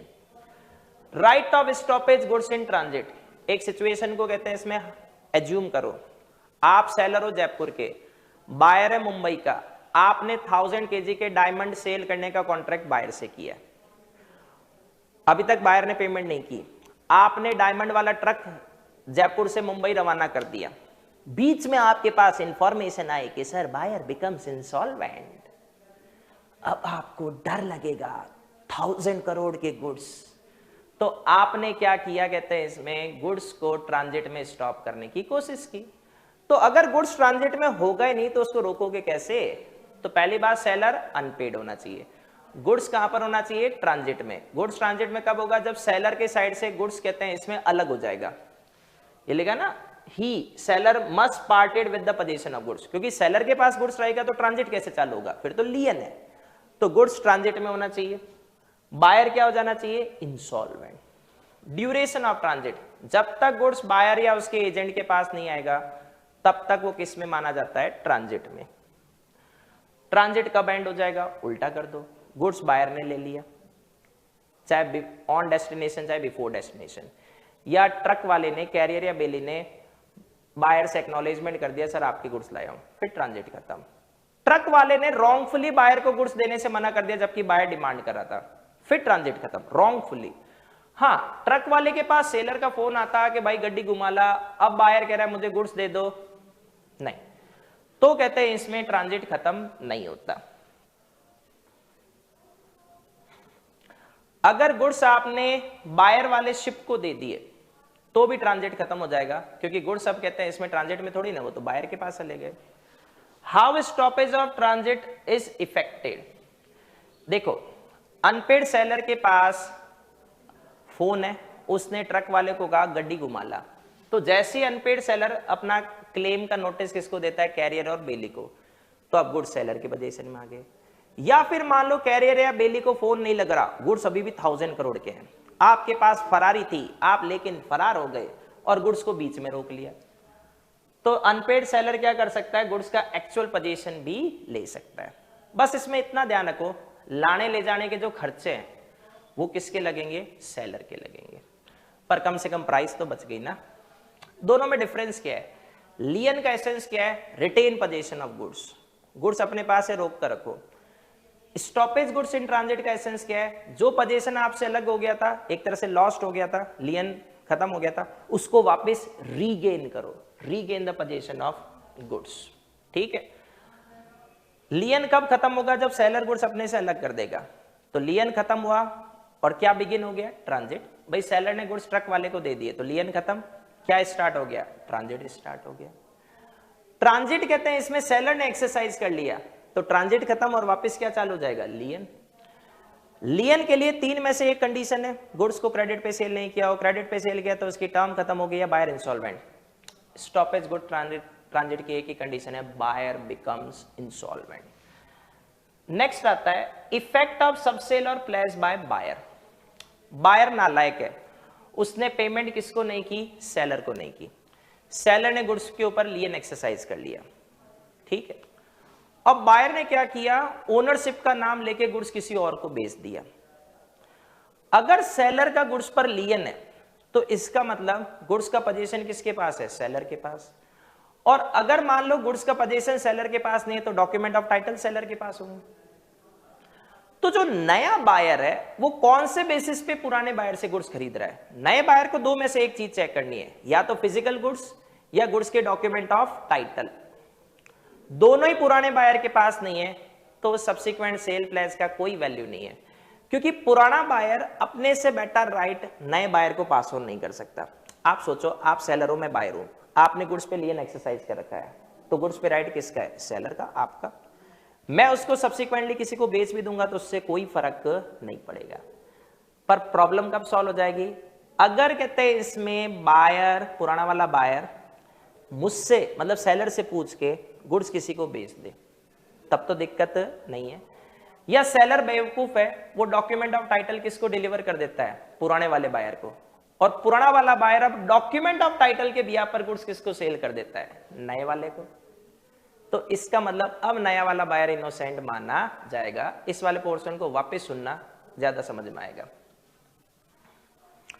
राइट ऑफ रीसेल, देखो सेलर चाहे लीन एक्सरसाइज कर ले, चाहे stoppage goods in transit, goods उसके पास आ जाएंगे, क्या प्राइस आएगी, नहीं। प्राइस कब आएगी, जब वो गुड्स को फिर से रीसेल करेगा। अब रीसेल में एक चीज ध्यान रखना, ओनरशिप किसके पास है, बायर के पास। तो सेलर को रीसेल का नोटिस किसको देना चाहिए, बायर को। अगर गुड्स पेरिसेबल है, नोटिस देने की जरूरत नहीं है। अगर सेलर ने पहले से ही कहते हैं इसमें ये राइट रीसेल का एक्सप्रेसली रिजर्व करा था कॉन्ट्रैक्ट बनने के टाइम, सर अगर ड्यू डेट पे पेमेंट नहीं की तो मैं तो सीधा गुड्स बेच दूंगा किसी और को, बायर ने कहा ठीक है। तो पेरिसेबल गुड्स और पहले से राइट रीसेल का रिजर्व कर रखा है, तब सेलर कहते हैं इसमें रीसेल का नोटिस किसको देने के लिए लायबल नहीं है, बायर को। अदरवाइज रीसेल का नोटिस देना चाहिए, क्योंकि अगर रीसेल का नोटिस दे दिया और रीसेल अंडर वैल्यूड सेल हुई तो लॉस सेलर किससे क्लेम कर लेगा, बायर से। ओवर वैल्यूड सेल हो गई तो सेलर वो कहते हैं इसमें पैसा किसको नहीं लौटाएगा, बायर को नहीं। पर अगर नोटिस नहीं दिया तो ये गलती सेलर की है, तो अंडर वैल्यूड का पैसा रिकवर नहीं कर सकता सेलर बायर से, और ओवर वैल्यूड का पैसा अपने पास रोक नहीं सकता, वो पैसा वापस बायर को लौटाना होगा ओनरशिप की वजह से। Rights of unpaid seller against the buyer, मतलब कॉन्ट्रैक्ट किसने ब्रीच किया है, बायर ने।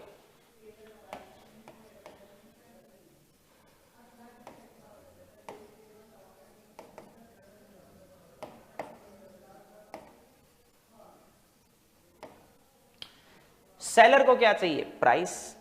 देखो मैं शूट फॉर प्राइस में प्रिफर तो ये पॉइंट करता हूं, इसके मैं थोड़ा फेवर में नहीं हूं। तो आप क्या समझो, सेलर ने गुड्स बायर को दे दिए, ओनरशिप बायर को दे दी, बायर ने गुड्स रख ली पर पैसा नहीं दे रहा, तो सेलर बायर के अगेंस्ट में क्या करेगा, शूट फॉर प्राइस फाइल कर देगा। Second, shoot for damages, seller ने बायर से कहा गुड्स ले लो, बायर ने रॉन्गफुली लेने से मना कर दिया, सेलर ने गुड्स रीसेल किए, रीसेल नुकसान में हो गया, तो जो डिफरेंस है, जो पैसा बायर से लेना था और जो रीसेल में मार्केट से मिला और वो नुकसान वाला है, तो सेलर किससे क्लेम करेगा, बायर से। ये मैं कॉन्ट्रैक्ट में भी समझाऊंगा। Repudiation of contract before due date, इसको एंटीसिपेटरी ब्रीच बोलता है कॉन्ट्रैक्ट में, तो ये भी वहां समझाऊंगा, बस अभी ध्यान रखो। जो ड्यू डेट थी डिलीवरी और देने की, उससे पहले बायर ने डिलीवरी लेने से मना कर दिया, तो बिफोर ड्यू डेट जो कॉन्ट्रैक्ट रिसाइंड होता है उसको एंटीसिपेटरी ब्रीच बोलते हैं। तो अब सेलर उसके बेसिस पर बायर के अगेंस्ट में एक्शन ले सकता है। शूट फॉर इंटरेस्ट, पैसा है तो ब्याज लगेगा। सेलर ने शुरुआत में बता रखा था कि सर डिले होगा तो इंटरेस्ट चार्ज करूंगा, तो जिस दिन पेमेंट ड्यू हुई उस दिन से इंटरेस्ट लगेगा, और शुरुआत में डिसाइड नहीं हुआ तो जिस दिन सेलर बायर को इंटीमेट करता है इंटरेस्ट दूंगा, उस दिन से इंटरेस्ट ले लेगा। Remedies of buyer against seller, उल्टा कर दो, damages for non delivery, seller ने बायर को गुड्स नहीं दिया, अब कॉन्ट्रैक्ट ब्रीच कौन कर रहा है, सेलर।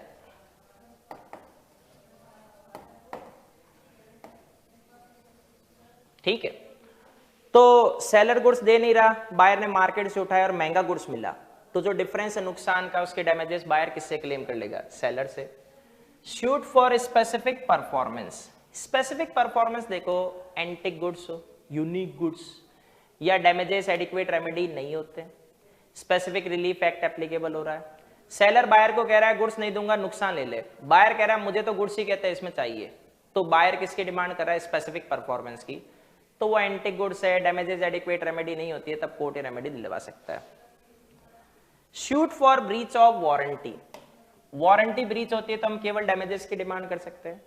डैमेजेस कैसे क्लेम करेंगे, जैसे प्राइस पे करनी थी, नुकसान प्राइस से कम हुआ तो आप प्राइस को कम कर दो, नुकसान प्राइस के बराबर हुआ तो कुछ भी देने से मना कर दो, नुकसान प्राइस से ज्यादा हो गया, उल्टा अब बायर सेलर से क्या करेगा, डैमेजेस क्लेम करेगा।